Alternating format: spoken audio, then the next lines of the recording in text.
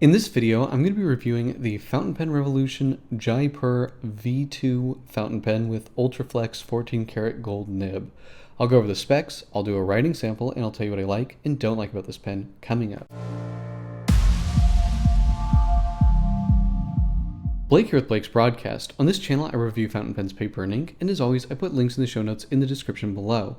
And if you haven't already, please hit that subscribe button. It really helps out my channel. Alright, let's get on with the review. The Fountain Pen Revolution Jaipur V2 fountain pen. And this one I have with Fountain Pen Revolution's 14 karat gold Ultraflex nib with an ebonite feed. And this pen with that nib costs $209. Now, if you get it with a regular steel nib, it's $55.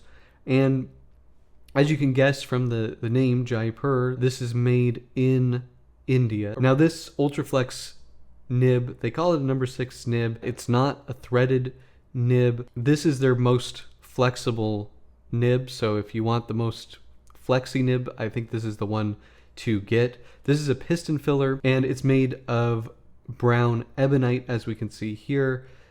In terms of the build quality, it's not great. You know, it's a $55 ebonite pen. I think the look of it is fine, but you'll notice like the cap ring is not straight on here. It kind of, I don't know, didn't get fitted to the cap straight, so it doesn't look that good. You know, the engravings aren't that good. The metal trim is, you know, medium looking, but otherwise it's a pretty good looking pen. In terms of the shape, we do kind of have this pointed sort of funnel finial here, and then it's rounded on the bottom. It does taper towards the cap ring here, and again there is a taper towards the tail with a step down for that blind cap with this sort of black, I don't know if it's black plastic or ebonite there. So screw cap.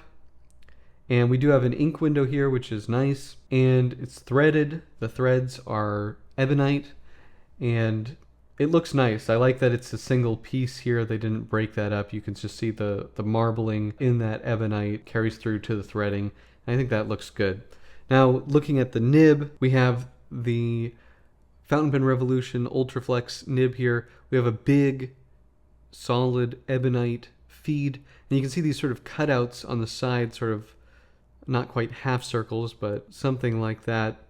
And we kind of have these overlapping stripes on the nib there, and there's no breather hole, but you'll notice that the slit in this nib goes way far down to the back of the nib, and at the very end there, you might be able to see that it says 14 karat gold 585, or 14K 585. We do have a blind cap here with the piston knob. Let's do some measurements and then let's do the writing sample. This is a full-size pen, looking at about 142, 143 millimeter. Uncapped, looking at roughly 133.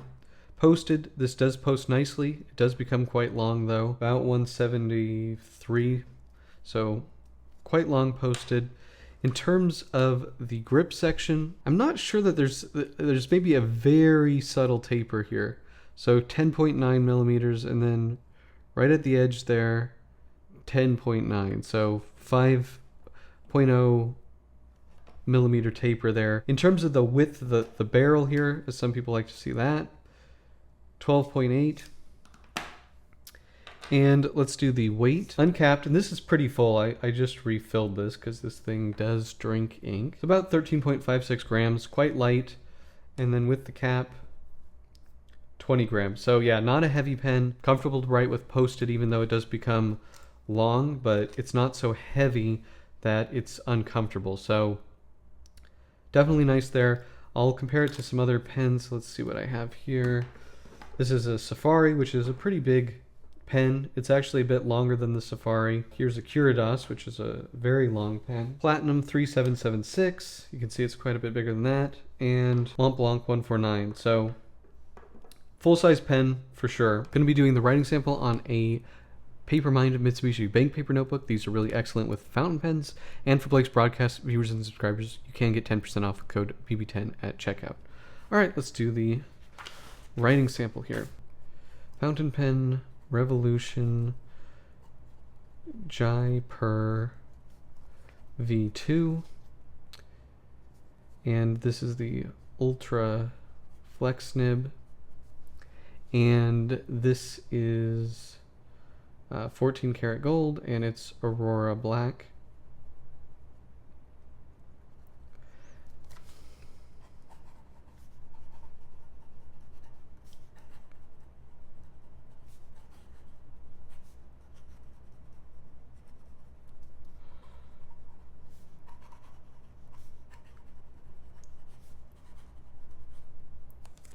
Okay, try fast writing. Gonna be making a mess here.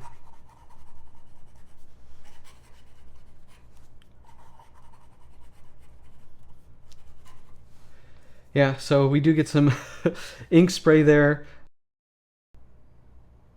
You can get quite wide lines here. You have to be careful that you don't just dump ink on there, but it'll make very wide wet lines. If you're not careful, it will drip ink onto the page. I mean, this is tons of ink there. But this is one of the best, most flexible, modern fountain pen nibs that I've used. Reverse writing, quite scratchy. I mean, that looks really faint, but it is doing it. Yeah, let's see how much we can go here. I mean, this is dumping ink. You're gonna need really good paper like this bank paper to make this work.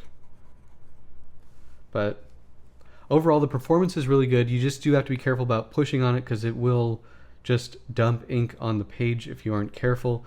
But in terms of modern fountain pens, I've been really happy with the performance of this. I think it's really good. Obviously, don't do fast writing. You'll spray ink all over the place. But, I mean, and then look at this paper. It's holding up really well to what's really a super, super wet writer there. Overall, really happy with the performance of this. It is expensive, $200, but to get this kind of nib performance, I do think it is worth it. So what are my pros and cons for the Fountain Pen Revolution Jaipur V2 with the 14 karat gold Ultra Flex nib from Fountain Pen Revolution? In terms of pros, I think this is one of the most flexible modern fountain pen nibs that I've used. It is very nice to write with. It's quite smooth where a lot of modern flex nibs are not smooth. This is a really, really nice writer. You can get some very nice line variation. The cost is $209, which isn't cheap, but for a nib this flexible, I don't really think you're going to find anything better performance-wise that's less expensive. So in that sense, I do think it is worth it. It's a very comfortable pen to use. It's not so heavy. It can be posted, and it's a comfortable size, full-size pen. I also like that you do get the ink window. This pen uses a lot of ink, so it's always nice to be able to see that. I also had really good customer service from Kevin at the Fountain Pen Revolution. In terms of cons, well, this is a cheaper pen, and fit and finish on this is not very good. It's not so bad that I don't want to use it, but it definitely isn't really that comparable to other pens that I've reviewed on this channel. The quality is lower. Whether that impacts the functionality of the pen, that doesn't really seem to be the case. I've only had this though, I think maybe 3 or 4 months. It's held up just fine. With that Ultraflex nib, if you're not careful, it will drip ink onto the page. You push on it too hard. This is also a pen that I think you need to think about the inks that you're using with it. A really wet ink might be more problematic, although I've been using it with Aurora Black recently and it's been handling that pretty good. You also need really good paper like Mitsubishi bank paper to be able to handle the ink that this thing puts out, because it puts out a lot of ink and most papers aren't going to hold up to that. That's pretty much it. I think if I could get this in a more luxurious body, that would be nice, but for the price, I really don't think I can complain. If you're looking for a very flexible nib that's getting closer to like a vintage flex nib, but you don't want to go the vintage route, this is a very good option. Okay, that's pretty much it. Do you guys have this pen? Do you like this pen? Let me know in the comment section below. If you like this video, please hit that like button. And if you want to see more fountain pen, paper, and ink videos, please hit that subscribe button. Thank you so much, and until next time.